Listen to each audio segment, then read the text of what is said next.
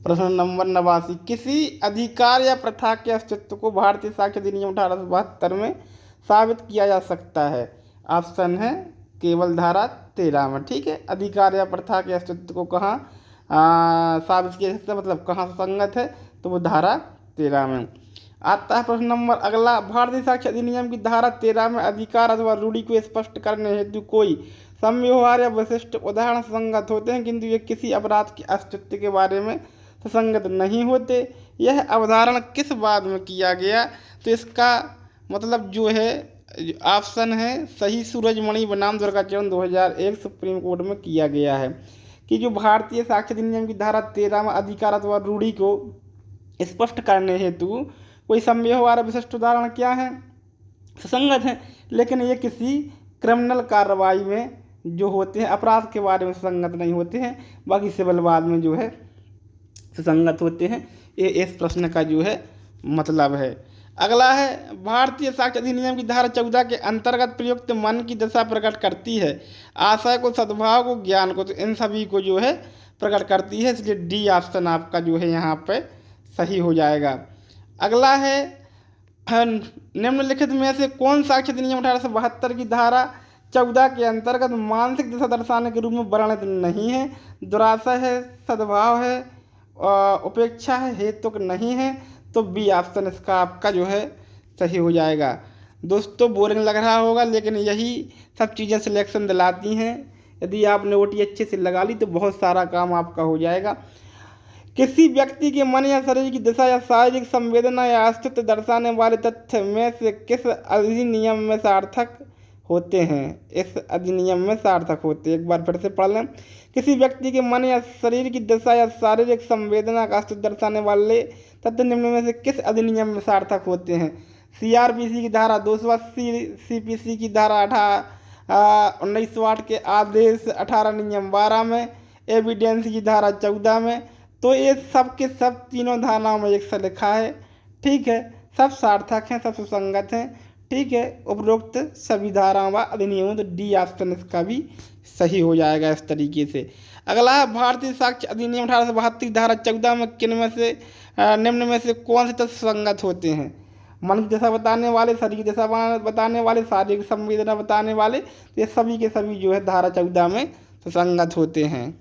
ठीक है, अगला है, आज चोरी का ऐसा माल प्राप्त करने का अभियुक्त है जिससे वह जानता है कि वह चोरी का है, यह सिद्ध कर दिया गया कि चोरी की एक विशिष्ट वस्तु उसके कब्जे में थी या तथ्य की उसी समय उसके कब्जे में अन्य चुराई हुई चीज़ें थी, इसे संगत है। एक व्यक्ति ने चोरी की, उस पर चोरी का लालचन लगा, वो चीज़ उसके पास मिली और उसके पास कई ऐसी चीज़ें चोरी की मिली कि ये जो चुराई हुई थी सब चीज़ें उस बाद में क्या हो जाएगा, सुसंगत हो जाएगा, क्योंकि ये उसकी मानसिक दशा आशय बताती हैं कि ये चोरी करने का इसका आशय है और एक प्रकार का ये जो है चोर है। दोस्तों इस प्रश्न में थोड़ा सा साफ दिखाई नहीं देगा आपको, लेकिन अगले प्रश्नों में नहीं है ऐसा, क्लियर दिखेगा, इसलिए छोड़कर मत जाना वीडियो को, मैं पढ़ के सुनाता हूँ, समझ में आ जाएगा। का पर खा की ख्याति की अपहानि कारित करने के आशय से एक लालचन प्रकाशित करने, ठीक है, खाकी मानहानि करने का अभियोग है। का पर खाकी मानहानि का अभियोग है कि आपने खाकी मानहानि की एक पत्र के माध्यम से लालचन लगाया है। ठीक है, यह तथ्य कि खा के बारे में का ने पूर्व प्रकाशन किए जिनमें खा के प्रति का वैमनस्य दर्शित होता है, सुसंगत है। ठीक है, क्या सुसंगत होता है, उससे खा की ख्याति की अपहानि करने का आशय साबित होता हो। ऐसे इसके पहले जो पूर्व प्रकाशन का के द्वारा किए गए हैं, अगर ऐसे प्रकाशन हैं जिनमें खा की अपहानि करने का आशय प्रतीत होता हो तो वो सारे यहाँ पर रिलेवेंट हो जाएंगे, क्योंकि उनसे मतलब निकलेगा कि हाँ आपने मानहानि का लेख लिखा होगा। अगला है, का चुराया हुआ माल यह जानते हुए कि वह चोरी का प्राप्त करने का आशय का अभियुक्त है, उपरोक्त दृष्टांत है। काय का है, तो साक्ष्य अधिनियम की धारा 14 का दृष्टांत है, इलस्ट्रेशन है वहाँ का। ठीक है, अब ये प्रश्न है थोड़ा बड़ा, का चुराया हुआ माल यह जानते हुए कि यह चुराया हुआ प्राप्त करने का अभियुक्त है, यह साबित कर दिया जाता है कि उसके कब्जे में कोई विशिष्ट चुराई हुई चीज़ थी। भारतीय साक्ष्य अधिनियम 1872 किस धारा के अनुसार यह तथ्य कि उस समय उसके कब्जे में कई अन्य चुराई हुई चीज़ें थी, यह दर्शात करने की प्रगति रखने वाला होने के नाते संगत है कि चीज़ें कब्जे में थी, उसमें से हर एक और सबके बारे में वह जानता था कि वह चुराई हुई हैं। ये सब धारा 14 में रिलेवेंट है कि वह उसका मतलब उससे ये क्लियर हो जाएगा कि 10 चीज़ें इसके पास मिली, सब चुराई हुई थी और ये चोरी की जानती भी उसने खरीदा था, तो ये भी उसने यह किया होगा। ये धारा 14 में उसकी मानसिक स्थिति जो है स्पष्ट होती है, तो ये 14 में जो है रिलेवेंट हो जाएंगी। अगला है का शासक असन द्वारा खा की मृत्यु कारक करने के लिए हत्या के लिए विचारित है। असन द्वारा, ठीक है, असन भेदन ये सब चीज़ें अलग अलग मारने के प्रकार होते हैं, ठीक है। यह तथ्य कि लोगों पर उनकी हत्या करने की आशा से असन करने का अभ्यासी था, सुसंगत है। बहुत से लोगों को असन करके उसने मार डाला था, ठीक है। तो इस तरीके से ये ए ऑप्शन इसका जो है सही हो जाएगा। प्रश्न नंबर 100, ऐसी उपेक्षा कैसी उपेक्षा के लिए वापरवाद लाता है जो वाहनों से युक्तियुक्त रूप से अनुपयोग्य गाड़ी भाड़े पर देने द्वारा की जिससे आपको क्षति हुई थी। यह तथ्य की वह उन गाड़ियों के बारे में जिन्हें वह भाड़े पर देता था अव्यक्तः उपेक्षावान था। ए ने बी से गाड़ी किराए पर ली, ठीक है, उस गाड़ी में कुछ त्रुटि थी और ए को जो है कुछ क्षति हो गई, ठीक है, क्योंकि ये गाड़ी विशिष्ट मामला था, एक गाड़ी थी, त्रुटि थी, ठीक है। तो अब जो ये है ये तथ्य सामने लाता है कि ये जितनी भी गाड़ियाँ देता था सब में उपेक्षावान था, तो ये चीज़ विसंगत हो जाएगी। लेकिन उसी गाड़ी के संबंध में त्रुटि थी और नहीं बताया कई पिछले लोगों को भी अगर किराए पर दी तो ये चीज़ सुसंगत हो जाती। लेकिन चूंकि ये दृष्टांत है 14 का एक, ठीक है, तो उसमें ये नहीं लिखा है, उसमें ये लिखा है कि विसंगत, इसलिए बी ऑप्शन सही है। अन्य गाड़ियों के मामले में कि यह हमेशा उपेक्षा ऐसी करता था, ये तथ्य जो है विसंगत हो जाएंगे। और अगर उसी के बारे में होता, उसी गाड़ी के बारे में, तो ये तथ्य जो है सुसंगत हो जाते, ठीक है।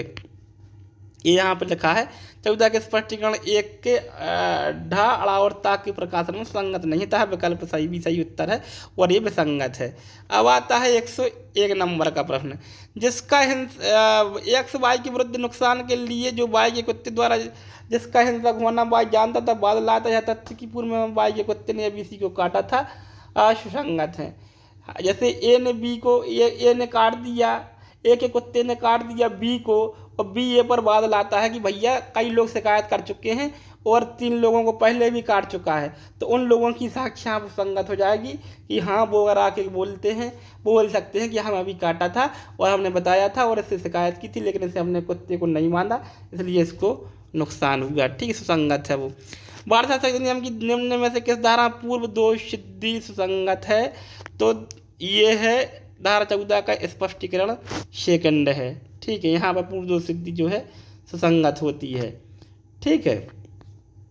अगला आता है 103, निम्नलिखित में से कौन सा कथन सही नहीं है? अपेक्षित मानसिक दशा दर्शाने वाली सुसंगत बिल्कुल सही है। प्रत्येक उस तथ्य का साक्ष्य दिया जा सकता है जिससे एक व्यक्ति की शरीर की दशा या शारीरिक संवेदना का अनुमान लगाया जा सकता है, तो ये भी सही है। अपन को गलत ऑप्शन ढूंढना, अभी तक नहीं मिले। ऐसे तथ्यों का साक्ष्य दिया जा सकता है जो एक व्यक्ति के साधारण मन की दशा को साबित करते हैं, ये गलत है। कुछ मामलों में एक व्यक्ति की पूर्व सिद्धि सुसंगत हो सकती है, तो इस तरीके से सी ऑप्शन हमारा सही है, क्योंकि हम गलत ढूंढना था और यही गलत है। बाकी ए बी और डी सभी ऑप्शन सही है, इसलिए सी ऑप्शन सही हो जाता है, ठीक है।